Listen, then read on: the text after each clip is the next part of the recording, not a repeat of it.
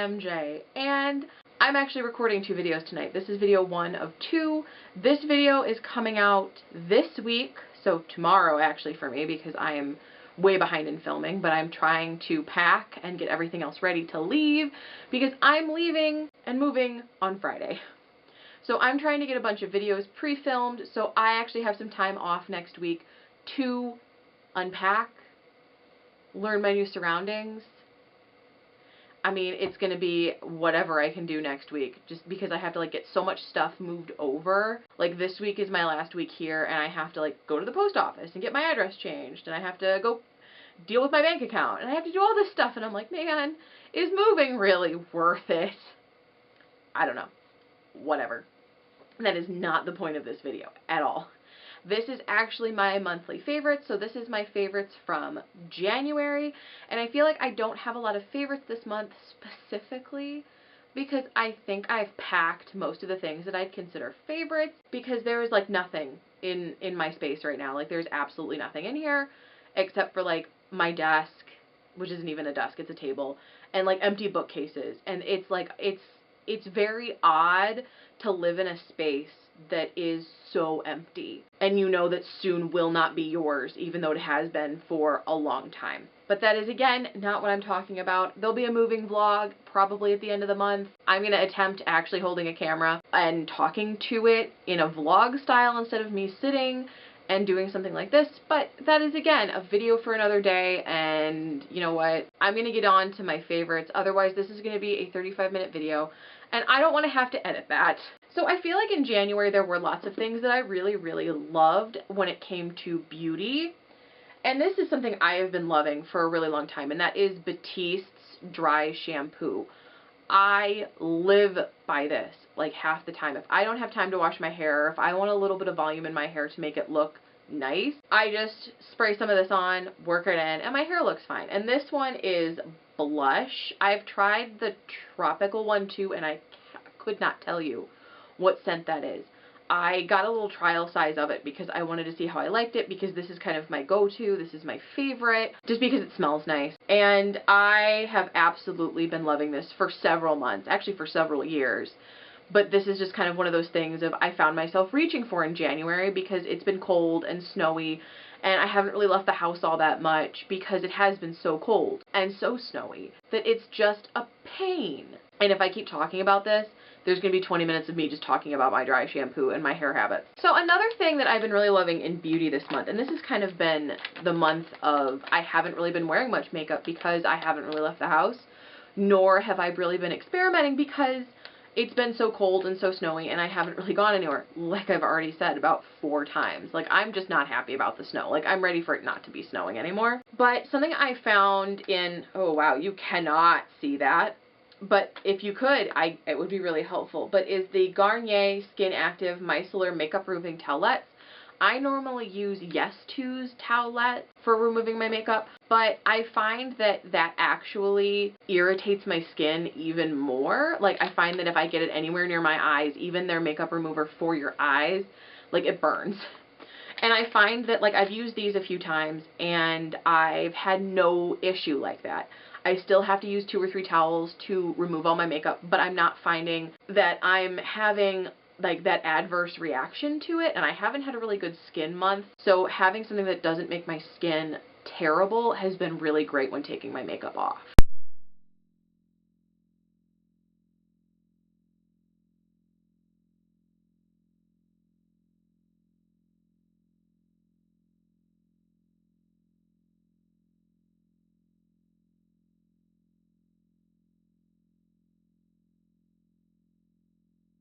Matte lipstick, and this is Bella, which is actually the one that I'm wearing right now. I have 4 or 5 of these, and this is one of my favorite lipsticks to grab, and it was definitely one of my favorite ones to grab in January.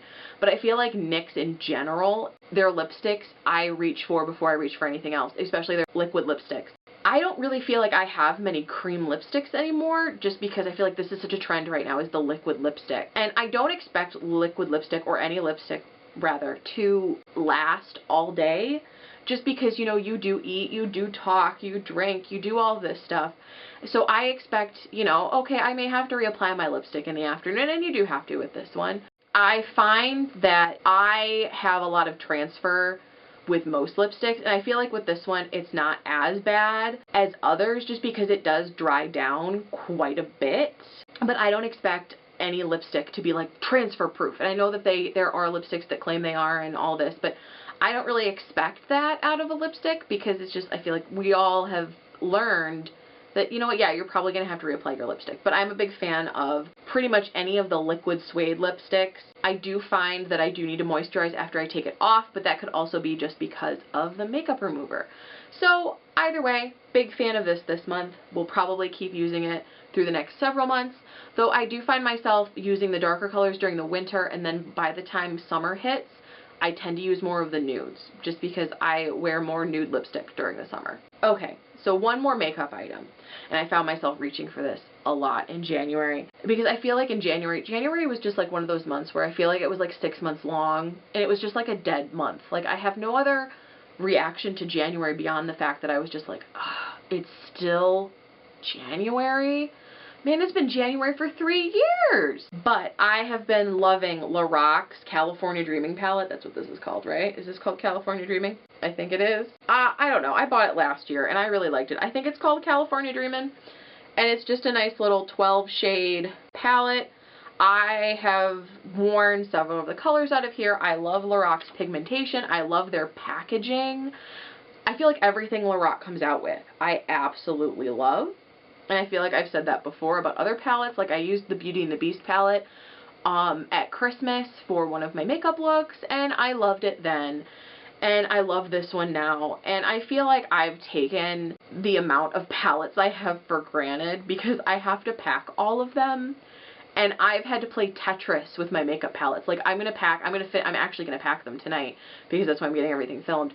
But I've kind of taken for granted how many I have. And I'm sitting there like, alright, I got to play Tetris with all my palettes to make sure they fit in a box and make sure they don't get broken on my way down, because I would be so sad if my palettes got broken. Just because, you know, it's like these are expensive.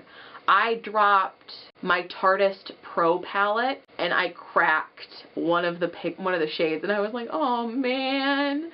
And I use this one too. So, I mean, it's just like they're so fragile, but they're amazing. And they all, like, I think I even mentioned this in a video before, but I tweeted last fall and I was like, oh, this palette has a slightly different shade than all the other palettes I have. Oh, yes, I gotta buy this palette too. And I feel like that's how I've acquired palettes over the last few years. It's just like, alright, cool. This is a cool palette. Or I've seen it on Instagram. Like, that's always a problem. It's like, oh man, I've seen this palette on Instagram, and then I have to go buy it.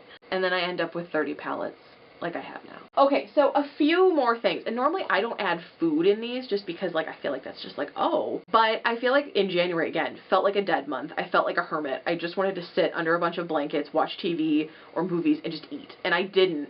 But I found these at the store, and I love mug cakes. Like, I can't make them to save my life because I feel like whatever recipe I find on Pinterest always, like, explodes. Like, you see those Pinterest fails of people trying to make these mug cakes because they've exploded.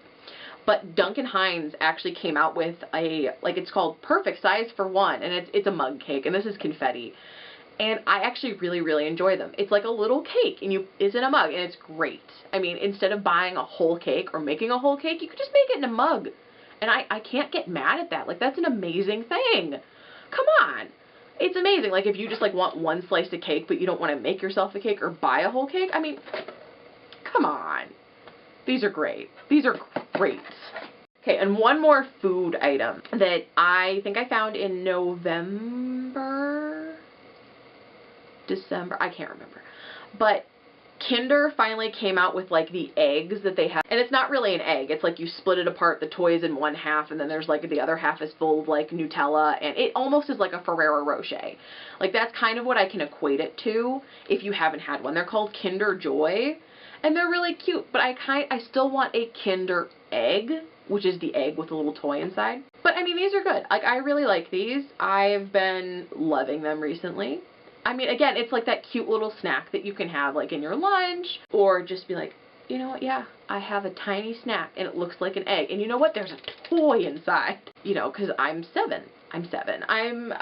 Okay, so two more things. I have two more things to talk about. I am a fiend for planners. Like, I can literally see at this moment 3 planners sitting on my desk that are all used for different purposes. Now, I love planners. I like being organized. I like to have everything planned out at my fingertips so I can like see. And I did that during college. I didn't do it as much during my master's program, which I really should have.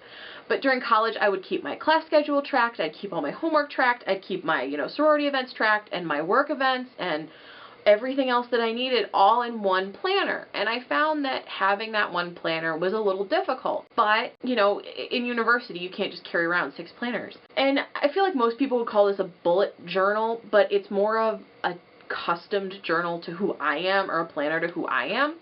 And I feel like, yeah, I would consider it to be a bullet journal, even though it probably isn't a traditional bullet journal. Though I feel like you can't really have, per se, a traditional bullet journal. But I have this little, do not ask me to pronounce the name of it because I think it's in German, but it starts with an L, and I will put it in the description below because I cannot pronounce it. Leuchtturm?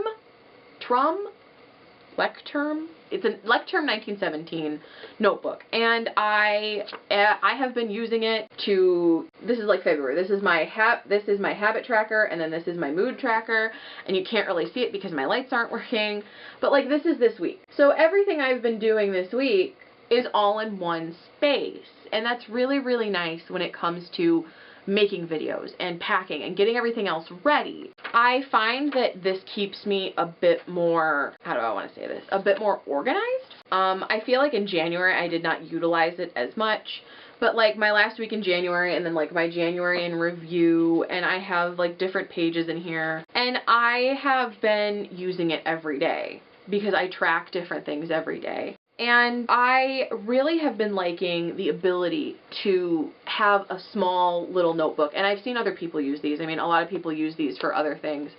But I've been using mine as my day planner, my calendar, and like my goal tracking and habit tracking and how I'm feeling. And I feel like I did a year in pixels last year. And that was like the big thing that I did that was kind of inspired by the bullet journal trend.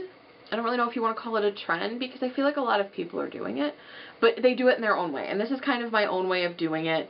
I only have up to March because I don't know what my life's going to be like in April. I don't. I really don't. Like, I don't know what my life's going to be like tomorrow. It's not here nor there.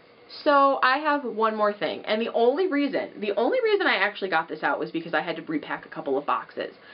And I think I've read all of them except for, I'm reading one right now, and I think there's like 19 in the series so far. But that is, this one is called, this is the first one, it's A Murder with Peacocks, right? Yeah, Murder with Peacocks, which is a Meg Langslaw mystery, and it's by Donna Andrews. And I have been wanting to review this book for such a long time, or this series in general. I started out by reading, I think, the 19th book at Halloween in 2016. Because I wanted to read a Halloween mystery, and it's called Lord of the Wings, and I was like, man, I love Lord of the Rings, let's see if this is just punny. And I feel like it's a cozy mystery. They have really punny names. I'm reading one right now, and it's not Christmas, but I'm trying to catch up with the series before I move, and it's called The Nightingale Before Christmas. And I love how punny the names are, and I love the characters, and I love the writing style. The one problem I have with it is I was able to find the first one, the third one, and then like the 13th, 14th, and 15th ones in like a Barnes & Noble, in a store.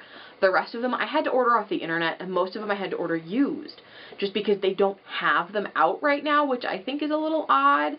And it's not the fault of the author. It's the fault of the people who sold them to me, that their quality or their condition was not how it was stated.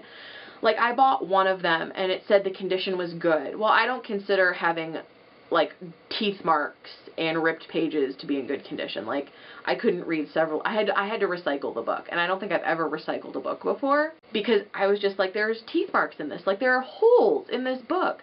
How can I read half these pages when it's like somebody's chewed on it? Like, I don't want your chewed book. Don't give me your chewed book, Amazon. But I absolutely love this series. This is the first one. Again, I think I've read the whole series in a little bit over a year, except for there's 3 new ones out that I have to read. I have one of them, the other 2 are in hardcover, and I rarely buy things in hardcover because they're really, really expensive. But it's a really nice cozy mystery. I find myself when I pick up one of these books, I can't put it back down. And normally, like, I'll be reading them while I'm exercising, so that kind of takes my mind off of exercising, which is nice and also kind of bad, because then you look and you're just like, man, I gotta increase my speed, and then you're just like, but I don't want to, because it's the good parts. I hate getting into the good parts in mysteries, but the one thing I love about mysteries, because this is a mystery, the thing I love about mysteries is kind of figuring out who the killer is. But sometimes it's even better if you cannot figure it out, because then you're sitting there going, wait, but who did it? But who did it? Wait, it could be this person. No, it could be this person. And I love that about mysteries. And I don't like those hardcore, like, these are like cozy mysteries. I don't like the really hardcore mysteries. I just like the cute little ones that, like, you take on a plane. Like, they're so cute. But I think that is it for my favorites this month. This video is going to be heck to put together, but I'm going to do it anyway. I will see you guys next week with another video. I hope you guys have a great week. You can follow me here. You can follow me on Instagram. You can follow me on Twitter. You can leave a like down below. You can comment down below, and I will see you guys next week. Bye!